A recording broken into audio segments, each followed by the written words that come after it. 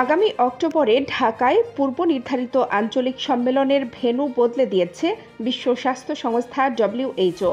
সংস্থাটির আঞ্চলিক পরিচালক সাইমা ওয়াজেদ পুতুল এই সম্মেলনে যোগ দিতে ঢাকায় আসবেন কিনা এমন আলোচনার মধ্যে এই সিদ্ধান্ত এলো। আগস্টের 5 তারিখে ছাত্র জনতার অভ্যুত্থানে ক্ষমতাচ্যুত হয়ে ভারতে পালিয়ে যান শেখ হাসিনা। আন্দোলনকারীদের ওপর গুলিবর্ষণের ঘটনায় এখন পর্যন্ত হাসিনার বিরুদ্ধে 100-রও বেশি মামলা হয়েছে।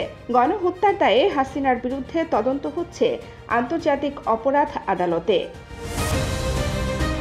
এর মধ্যে কিছু মামলায় অভিযুক্ত করা হয়েছে শেখ হাসিনার বোন শেখ রেহানা, মেয়ে সাইমা ওয়াজেদ পুতুল ও ছেলে সজীব ওয়াজেদ জয়কে। এমন পরিস্থিতিতে অক্টোবরে পূর্ব নির্ধারিত আঞ্চলিক সম্মেলন ঢাকায় হবে কিনা তা নিয়ে ধোঁয়াশা তৈরি হয়। কারণ পুতুল ঢাকায় এলে তাকে গ্রেপ্তার করা হবে কিনা তা নিয়ে নানা আলোচনা চলছিল।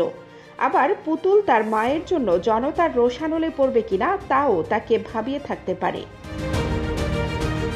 তবে আপাতত এমন কোনো সমীকরণ নিয়ে ভাবতে হচ্ছে না। ঢাকার একটি সূত্র নিশ্চিত করেছে ঢাকার পূর্ব ঘোষিত সম্মেলন হবে ভারতের নয়াদিল্লিতে। ফলে পুতুলকেও আসতে হচ্ছে না। আগামী 14 থেকে 18 অক্টোবর নয়াদিল্লিতে সম্মেলনটি হবে। ঢাকা এবং দিল্লির কূটনীতিক সূত্রে জানা যায়, আন্তর্জাতিক পর্যায়ে যাতায়াতে সাইমা ওয়াজেদ পুতুলের জাতিসংঘের ভ্রমণ দলিল ব্যবহার করার কথা, যা সাধারণভাবে জাতিসংঘ পাসপোর্ট হিসেবে গণ্য হয়। ফলে জাতিসংঘের কর্মকর্তা হিসেবে বিভিন্ন ক্ষেত্রে তার বিশেষ আইনি ছাড় পাওয়ার সুযোগ রয়েছে।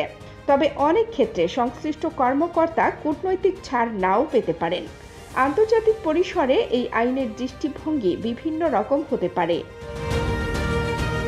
চলতি বছরের ফেব্রুয়ারিতে বিশ্ব স্বাস্থ্য সংস্থা WHO দক্ষিণ পূর্ব এশিয়ার পরিচালক হিসেবে 5 বছরের জন্য দায়িত্ব গ্রহণ করেন সাইমা ওয়াজেদ পুতুল। দক্ষিণ ও দক্ষিণ পূর্ব এশিয়ার 11টি দেশে বিশ্ব স্বাস্থ্য সংস্থার কাজের দেখভাল করে দিল্লি ভিত্তিক আঞ্চলিক দপ্তরটি। কানিজ ফাতেমা নিপা, খবর সংযোগ।